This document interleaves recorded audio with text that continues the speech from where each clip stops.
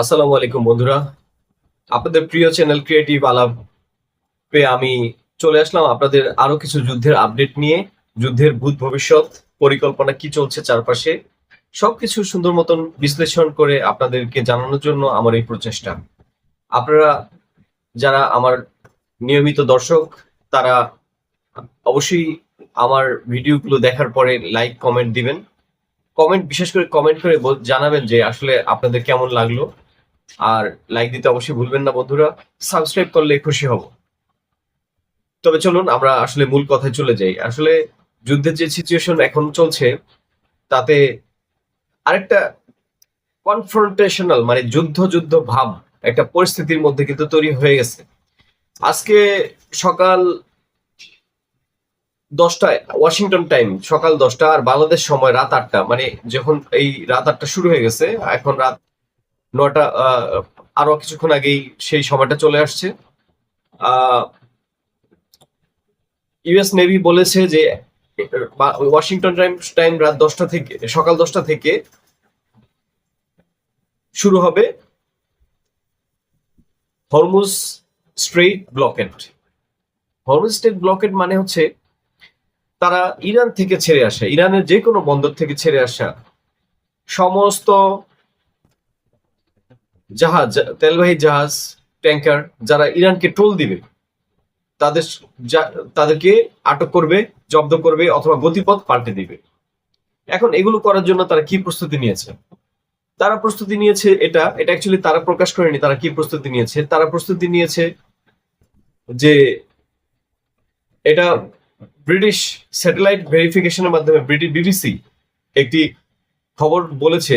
সেখানে বিবিসি দেখেছে যে 124 মাইল দূরে ইরানিয়ান কোস্ট থেকে মাত্র 124 মাইল দূরে, যেটা কিলোমিটার হিসাবে বলতে গেলে 200 কিলোমিটার দূরে ইউএসএস আব্রাহাম লিঙ্কন রণতরীটি আছে। মাত্র 124 মাইল দূরে, 200 কিলোমিটার দূরে অবস্থান করছে ইউএসএস আব্রাহাম লিঙ্কন। এই এই ব্লকেড কার্যক্রমকে পরিচালনা করার জন্য মনে হয় যে ইউএসএস আব্রাহাম লিঙ্কন থেকে এগুলো পরিচালনা করা হবে। আর তারা সাথে আরো 2টি ডেস্ট্রয়ার ভেরিফাই করতে পেরেছে। ডেস্ট্রয় গুলো গাইডেড মিসাইল ছুটতে পারে। আরো কিছু ছোট ছোট নৌযানের অস্তিত্ব ওখানে টের পাওয়া গেছে। যে তারা বলেছে যে ইরানিয়ান বন্দর থেকে, শুধুমাত্র ইরানিয়ান বন্দর থেকে, আর যারা ইরানকে ট্রোল দিয়ে বেরোবে তারা, সেটা যে কোনো দেশের ফ্ল্যাগ হোক, তারা জব্দ করতে পারে, আটক করতে পারে বা গতিপথ পরিবর্তন করে দিয়ে অন্য কোথাও পাঠিয়ে দিতে পারে। এটা হচ্ছে ইউএস নেভির বর্তমান অবস্থান। যখন ডোনাল্ড ট্রাম্প প্রথমে হুমকি দিয়েছিলেন আলোচনা, জেডি ভেন্সের সাথে আলোচনার পরে যেই সিচুয়েশনটা দাঁড়িয়েছিল তাতে তখন তিনি বলেছিলেন যে আমি ব্লক করে দিব। তো ব্লক করে দেওয়ার পরে তিনি এটার একটা আদেশ জারি করেছেন। আদেশটি পাওয়ার সাথে সাথে ইউএসএস আব্রাহাম লিঙ্কন এখানে একটা অবস্থান নিয়ে ব্লকেডের কার্যক্রম শুরু করেছে। আজকে ওয়াশিংটন সময় সকাল 10টা, বাংলাদেশ সময় রাত 8টা, সোমবার রাত 8টা থেকে। এই হচ্ছে বর্তমান পরিস্থিতি। আর এখানে তারা একটা কথা বলে রেখেছে যে এখানে কোনো ফ্ল্যাগের কোনো বিষয় না, কোন কান্ট্রি সেটা তারা দেখবে না। আসলে এখানে সবচেয়ে তারা খুশি হবে যদি চায়নার কোনো জাহাজ দেখতে পায় এবং তাদেরকে জব্দ করতে পারে। আচ্ছা, এখন ইন্টারেস্টিং ব্যাপারটা হচ্ছে যে চায়না আসলে এই যে ব্লকেটটা করার কথা যে আমেরিকা ঘোষণা করলো, চায়না এটাকে কিভাবে দেখছে? চায়না দেখছে যে আহ চায়না এটাকে খুব সহজভাবে এখন পর্যন্ত ইয়ে করেছে, কোনো ডিলের মধ্যে যায়নি, কোনো ধরনের কথাবার্তা না। তারা চুপচাপ একটা কথা বলছে যে তেল নিয়ে যেই ব্লকেডের কর্মসূচি হচ্ছে এটার কোনো সুন্দর সমাধান হতে পারে না। চায়না চায় যে সব পক্ষ সুন্দর মতন এটার একটা সঠিক সমাধানে আসবে এবং ব্লকেড যেন কার্যকর না হয় সেই জন্য আমেরিকাকে আহ্বান জানিয়েছে। এটা চায়না তার নর্মাল একটা বিহেভিয়ার দেখিয়েছে। আর রাশিয়ার গণমাধ্যমে দিমিত্রি পেসকভ, রাশিয়ার মুখপাত্র, উনি বলেছেন যে মানে ওনার বক্তব্য একটাই যে এটা কোনোদিনই হতে পারে না যে হরমুজ প্রণালীটা সেফ হওয়া উচিত। হরমুজ প্রণালীটার মেইন প্রবলেমের মানে হরমুজ প্রণালীতে এই অশান্তির মেইন প্রবলেমটাই হচ্ছে ইরান ওয়ার। এটা যতক্ষণ পর্যন্ত না সেফ হবে, এটা এটা মানে তারা প্রকারান্তরে আমেরিকাকেই দোষী করতে চাচ্ছে, দিমিত্রি পেসকভ।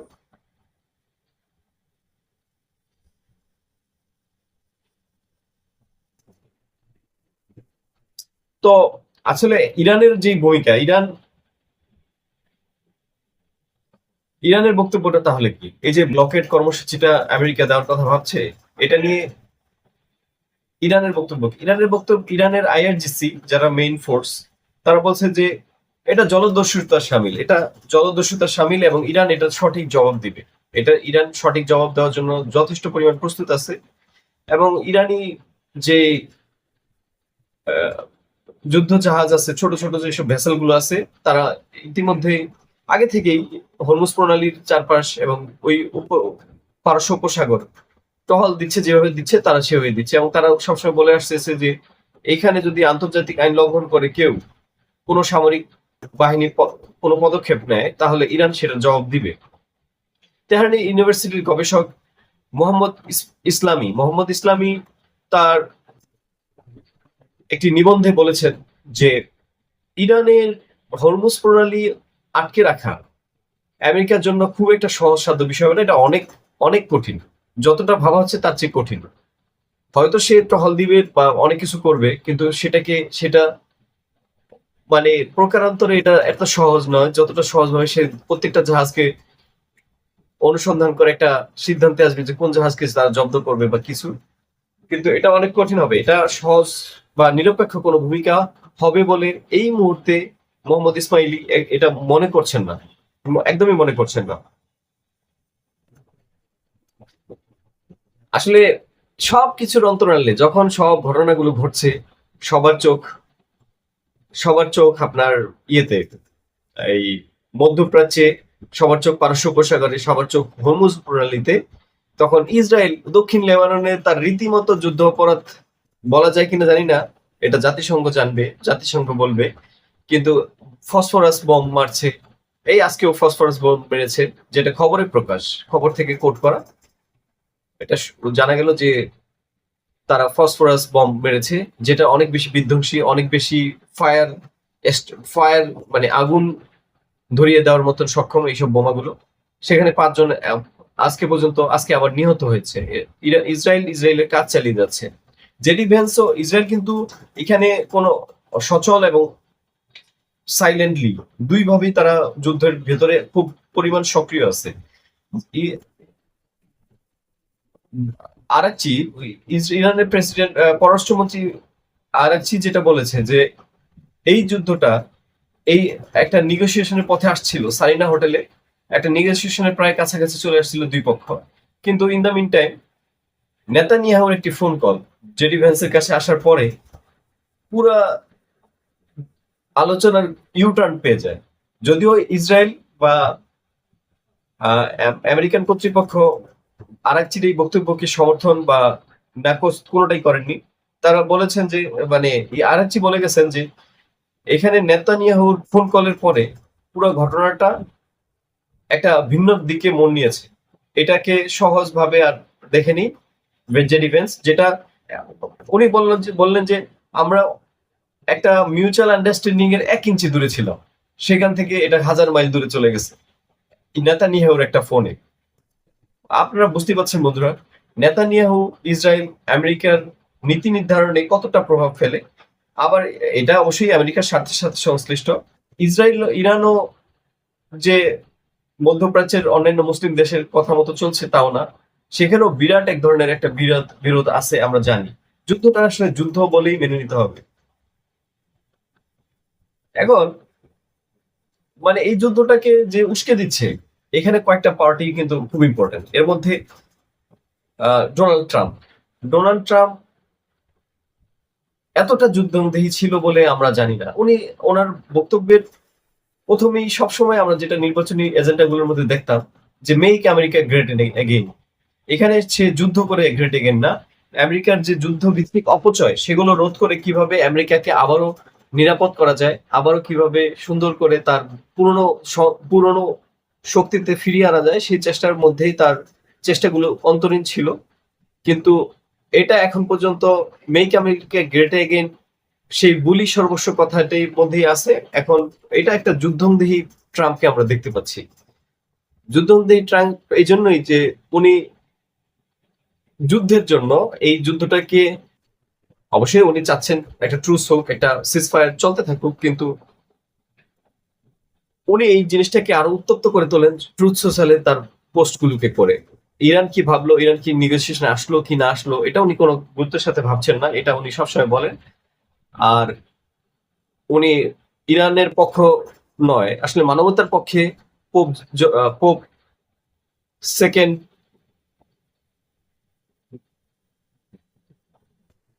লিও, সেকেন্ড লিও না, পোপ চতুর্দশ লিওর বক্তব্য যে ইরানে আক্রমণের হুমকি একটা অনুপ্রেত অন্যায় বা অগ্রহণযোগ্য অপরাধ, এটা বলার সাথে সাথে উনি প্রতিবাদ করে ফেলেছেন। উনি বলেছেন যে এমন কোন পোপ আমার দরকার নেই যেই পোপ আমার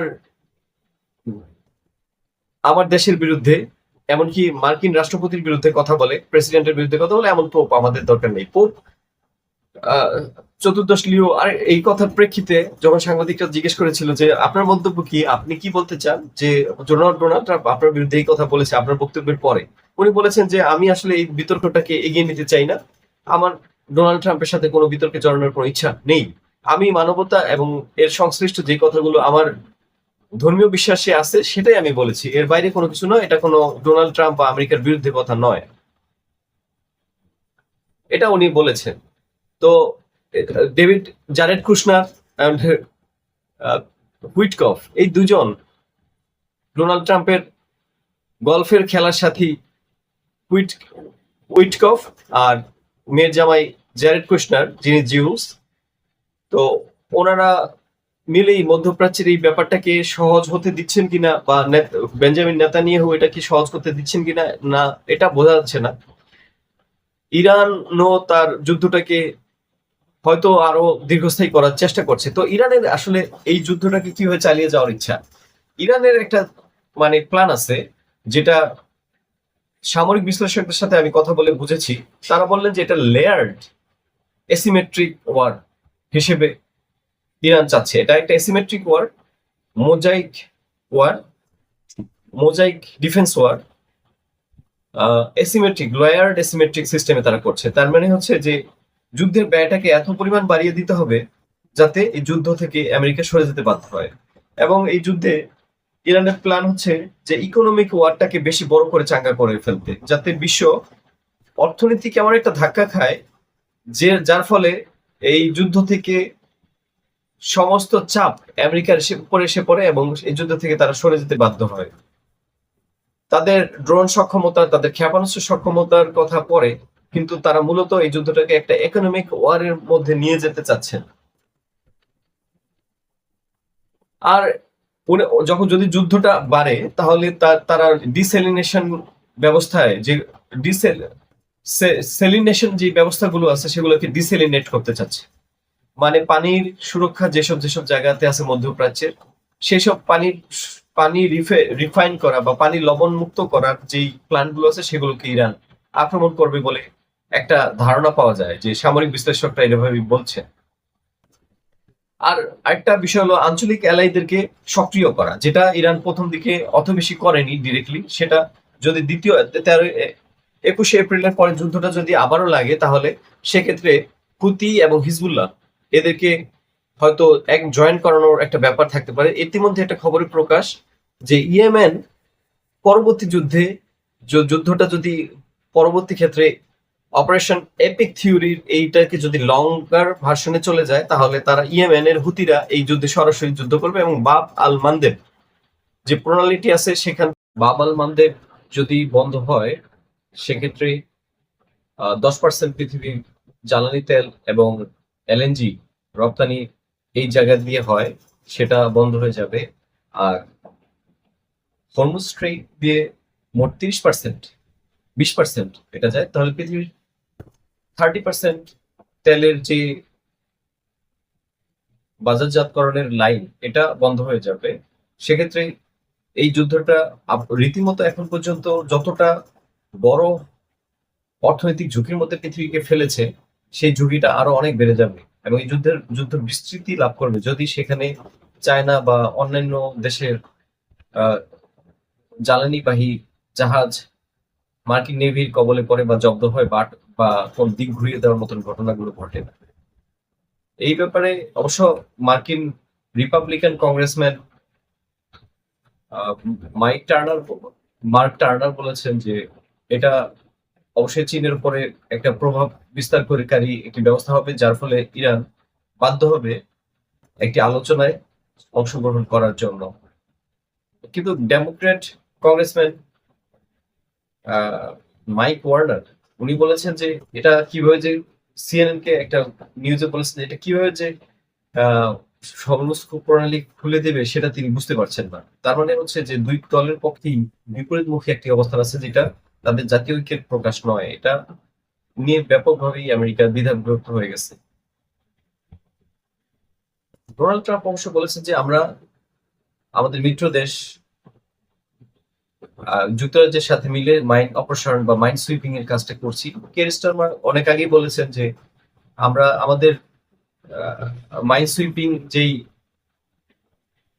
টিম আছে সেটা ইতিমধ্যেই হরমুজ প্রণালীতে মাইন সুইপিং এর কাজ করছে। এবং কেয়ার স্টারমার আরো উল্লেখ করেন যে আমাদের মিত্র দেশ যারা আছে তাদেরকে সাথে নিয়ে আমরা একটা বিস্তৃত জোট গঠন করতে চাই যে কিভাবে হরমুজ প্রণালী খোলা যায় এবং এটাকে কার্যকর পদ্ধতিতে ব্যবহার করা যায় সেই বিষয়ে কথা বলার জন্য কেয়ার স্টারমার একটি ব্যবস্থা নেবার জন্য একটা চেষ্টা চালানোর কথা বলছে। ওনারা বলেছেন যে কেয়ার স্টারমার বলেছেন যে ফ্রান্স সহ অন্যান্য ইউরোপিয়ান দেশ যারা এই যুদ্ধের মধ্যে অনেকটাই নিশ্চুপ অবস্থায় আছে তাদেরকে নিয়ে একটা জোট তৈরি করার চেষ্টায় আছেন কেয়ার স্টারমার। হয়তো তারা সেটা ফর্মও করে ফেলবেন খুব শীঘ্রই, সেটা দিয়ে তারা দ্রুতই এই মাইন্ড সুইপিং থেকে শুরু করে বিশ্ব অর্থনৈতিক ব্যবস্থায় যে বিরূপ সৃষ্টিকারী যে সমস্যাগুলো চলছে এখান থেকে কিভাবে বেরিয়ে আসা যায় সেই চেষ্টাটা তারা চালাবেন বলে তারা সবাই কি বলেছেন। এই কথাটা বলার অর্থ হচ্ছে যে এইখানে কিন্তু ইন্টারন্যাশনাল অনেকগুলো পক্ষ জড়িত হয়ে যাচ্ছে, এটা যেটা আগে কখনো দেখা যায়নি। Commander's handbook on naval operations law অনুযায়ী American commander's handbook on naval operations এর ল অনুযায়ী অবরোধ বলতে তারা বোঝায় যে এই জলসীমার ভেতরে এবং বাইরে কোনো দেশের বিমান বা জাহাজ উড্ডয়নে বাধা দেওয়ার একটা ব্যবস্থা, যেটা দিয়ে তারা এখানে কার্যকর মানে খুব অল্প সময়ের মধ্যে কার্যকর করছে এবং এটাকে তারা দীর্ঘ মেয়াদে বাড়িয়ে তুলবেন এবং কার্যকর ভাবে করতে যেতে পারে সেজন্য তাদের ব্যাপক প্রস্তুতির কথা তারা বলেছেন। এটা নিয়ে আমরা ফলাফলটা কি হয় তা দেখতে পাবো, কিন্তু ওদিকে আলোচনার ক্ষেত্রটা কিন্তু এখনো প্রস্তুত অবস্থায় আছে। আলোচনাটা কিন্তু এখন যে পুরোপুরি বাদ হয়ে গেছে তা না, কারণ এই আলোচনাটাকে এগিয়ে নেওয়ার জন্য জেডি ভেন্স সহ তাদের যে টিমটা ছিল সেটা মনে হয় এখনো কাজ করছে। ইরানের কথাতে বোঝা যায় যে তারা আলোচনা থেকে এখনো সরে আসার জন্য সেই চেষ্টা করেন। আসলে ইরানেরও কিন্তু অ্যাকচুয়ালি এই যুদ্ধটা যদি এগিয়ে যায় তাহলে ইরানের কিন্তু ব্যাপক ক্ষতির সম্মুখীন হতে হবে। সেটা শুধু মার্কিন যুক্তরাষ্ট্রের ক্ষতিটা তো অবশ্যই সেটা প্রভাবটা খুব কম ইরানের যদি সাথে তুলনা করা হয়, কিন্তু ইরানের কথা হলো যে ইরান যেভাবে ক্ষতিগ্রস্ত হয়েছে সেটাকে আরো বেশি ক্ষতিগ্রস্ত করার কিছু নেই। তারা একবার মানে এসপার অথবা ওসপার চাচ্ছে এই ব্যাপারটা থেকে। এখন ইরান ইরানের আর কোনো পথ নেই এখানে কিছু করার আর কি। এই জন্য তবে এই যুদ্ধ থেকে কিন্তু অনেকগুলো দেশ অনেকভাবে লাভবান হয়েছে। আমরা যদি আসি ইস্তাম্বুলের কথায়, তাহলে তুরস্ক দুবাই ভিত্তিক যেসব ডেটা সেন্টার যেসব ফাইন্যান্সিয়াল অর্গানাইজেশন আছে, ইস্তাম্বুল ফাইন্যান্সিয়াল অর্গানাইজেশন ইতিমধ্যেই তাদের অফিস দুবাই থেকে সরিয়ে এনে তুরস্কের রাজধানী ইস্তাম্বুলে স্থানান্তরের কথা বলছে।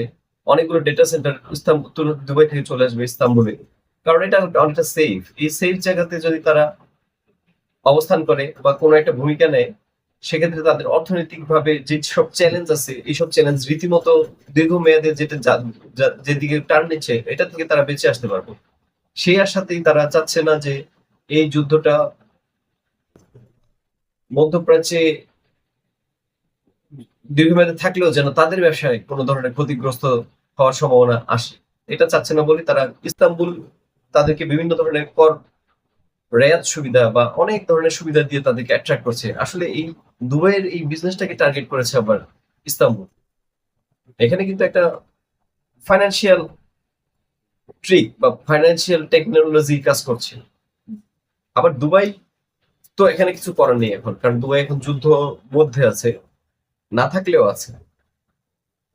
মধ্যপ্রাচ্যের অনেকগুলো দেশই যুদ্ধে না জড়িয়েও তারা যুদ্ধের মধ্যে প্রচন্ড ভাবে আছে, কারণ ইরানের হামলার শিকার তারা হচ্ছে এবং আমেরিকান বেস গুলো ওখান থেকে ইরানকে হামলা করছে।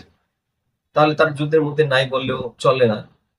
কারণ আপনি দেখবেন যে যুদ্ধ বিরতির আগে শেষ দিনে যখন যুদ্ধবিরতিটা ঘোষণা করা হলো, তারপরের দিনই আরব আমিরাত একটি সংক্ষিপ্ত হামলা করে তেল শোধনাগার ইরানের তেল শোধনাগারে হামলা করেছে, অয়েল রিফাইনারিতে হামলা করেছে আরব আমিরাত, যেটা যুদ্ধের একদমই একটা আশ্চর্য বিষয়, যে এটা করার কথা আরব আমিরাতে ছিল না। তারা ইসরায়েলের সাথে লেবাননে হামলা করেছে ইসরায়েল তখন 100টি যুদ্ধ বিমান দিয়ে, আর আরব আমিরাত করেছে এখান থেকে। এইগুলো করে তারা আসলে এই যুদ্ধের মধ্যে যে সক্রিয়ভাবে না থাকলেও সাইলেন্টলি আছে, এটা বোঝা যায়। কুয়েত, বাহরাইন, কাতার এরা চাচ্ছে, কিন্তু এই যুদ্ধ অবস্থার ভেতরে ভারত চায় না ইরানের অনেক তেলের উপর অনেকভাবে ডিপেন্ডেন্ট। সেজন্য তারা এই যে ব্লকেড, আমেরিকার যে ব্লকেডের ব্যাপারটা আসছে, এটাতে তারা তাদেরও একটা প্রতিক্রিয়া আমাদের জানার ব্যাপার আছে। এখন বন্ধুরা, যুদ্ধের এই ব্লকেডের যে অস্থিতিশীল অবস্থা, সেটা এতটাই যুদ্ধমদেহী, এতটাই মুখোমুখি যে যে কোনো মুহূর্তে আবারও অপারেশন এপিক ফিউরি আবারও ফিরে আসতে পারে কিনা এটা সন্দেহের অবকাশ রাখে। আবার আইআরজিসিও তার প্রস্তুতির কথা বলেছে যে আমরা যে কোনো যুদ্ধের জন্য প্রস্তুত।